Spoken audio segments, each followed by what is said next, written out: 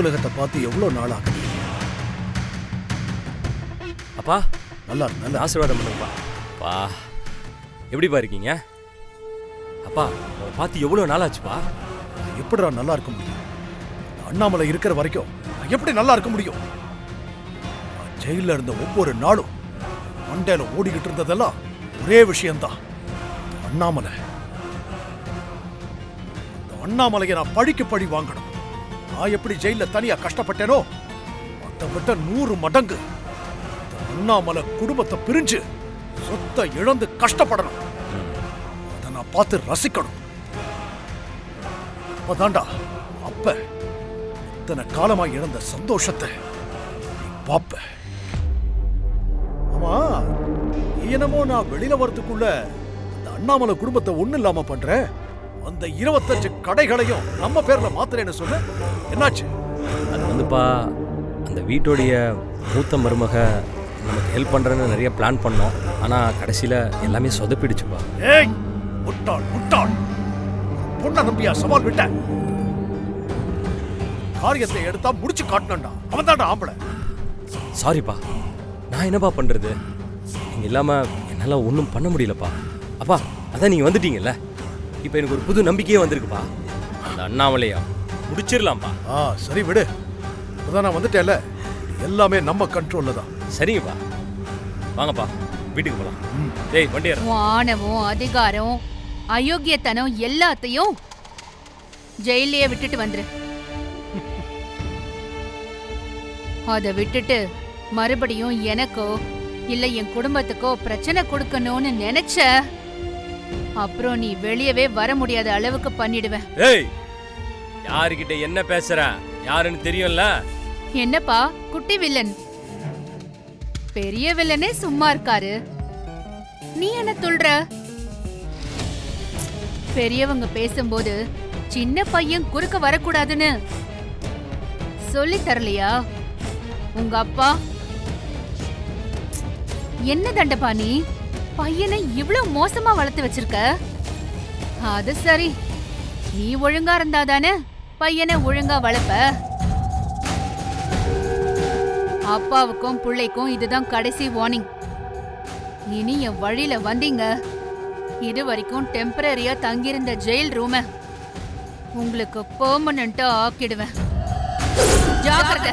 ஏய், என்ன மிரட்டறியா? இது மிரட்டல் இல்ல, எச்சரிக்கை.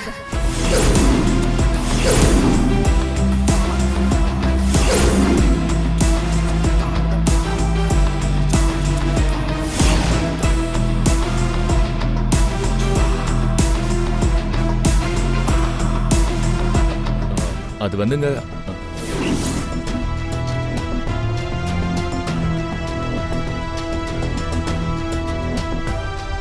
ரொம்ப யோசிக்காம வாங்க சார். யோ கொஞ்சம் அமைதியாரியா, என் அத்தை வராங்க. என்ன சார், நான் அவ்வளவு சொல்றேன் இன்னும் தயங்குறீங்களே? வாங்க சார். யோ கிளம்பியா, எங்க வந்து யார்கிட்ட பேசிட்டு இருக்க? இல்ல சார், நீங்க ஒரு தடவை மீட் பண்ணீங்கன்னா. நீ தேவையில்லாம பேசிக்கிட்டு இருக்க, மரியாதையா அடி வாங்குறதுக்கு முன்னாடி ஓடிடு. இல்ல சார், ஒரே ஒரு டைம் வந்து மீட் பண்ணுங்க. வெளிய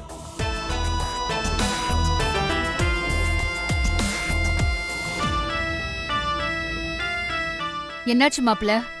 ஏன் டென்ஷன் ஆகுறீங்க? யார் அவரு? ஏதாவது பிரச்சனையா? அதெல்லாம் ஒண்ணு இல்ல, நம்ம கஸ்டமர் தான் தண்ணிய போட்டு வந்து நம்ம கடை துணிங்களை குறை சொன்னா, அதனாலதான் கத்தி விட்டேன். அதெல்லாம் நான் பாத்துக்கிறேன், நீங்க கவலைப்படாதீங்க, ஒன்னும் பிரச்சனை இல்ல. குடி போதையில ஏதாவது தப்பா பேசிருப்பாரு, நீங்க டென்ஷன் ஆகாதீங்க, வேலையை பாருங்க.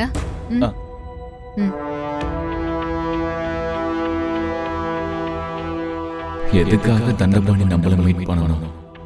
இதுல என்னமோ இருக்கு, பார்க்கலாம். தப்பு பண்ணது நான் தான். சித்தி என் மேல வச்சிருந்த நம்பிக்கையை நானே உடைச்சிட்டேன்.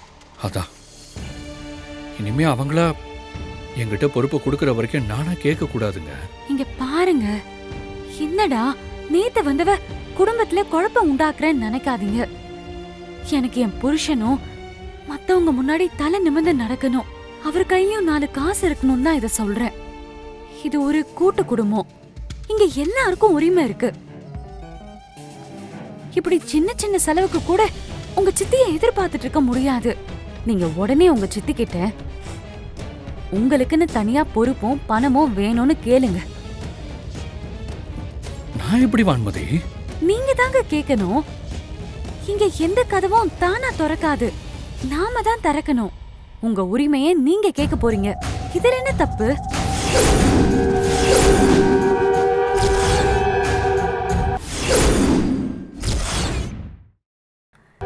என்னங்க யோசிக்கிறீங்க?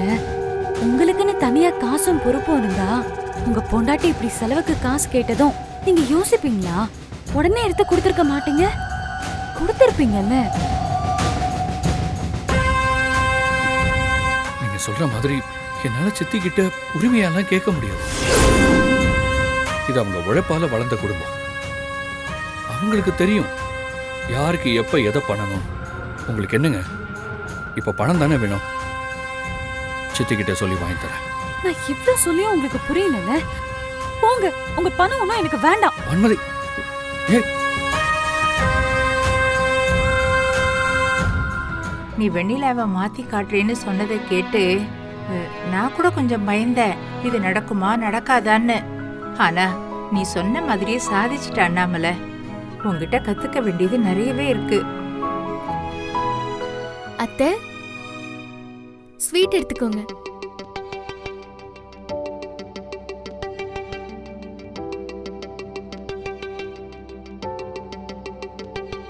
எதுக்குமா ஸ்வீட் எல்லாம்? சொல்றேன் அத்தை, என்ன ஆசீர்வாதம் பண்ணுங்க.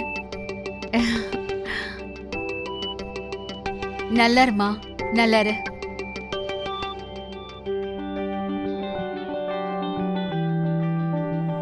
இப்ப சொல்லு, என்ன ஸ்பெஷல்?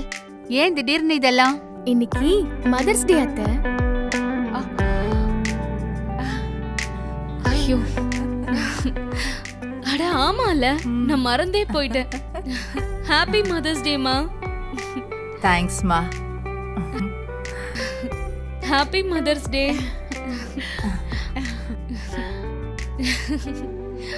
எப்படி வண்ணிலா எல்லாத்தையும் கரெக்டா ஞாபகம் வச்சிருக்க?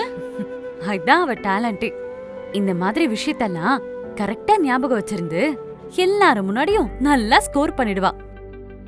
ஸ்கோர் பண்றது இல்லம்மா, நாம எந்த அளவுக்கு மத்தவங்க மேல அன்பா இருக்கோன்றத காட்டுறது.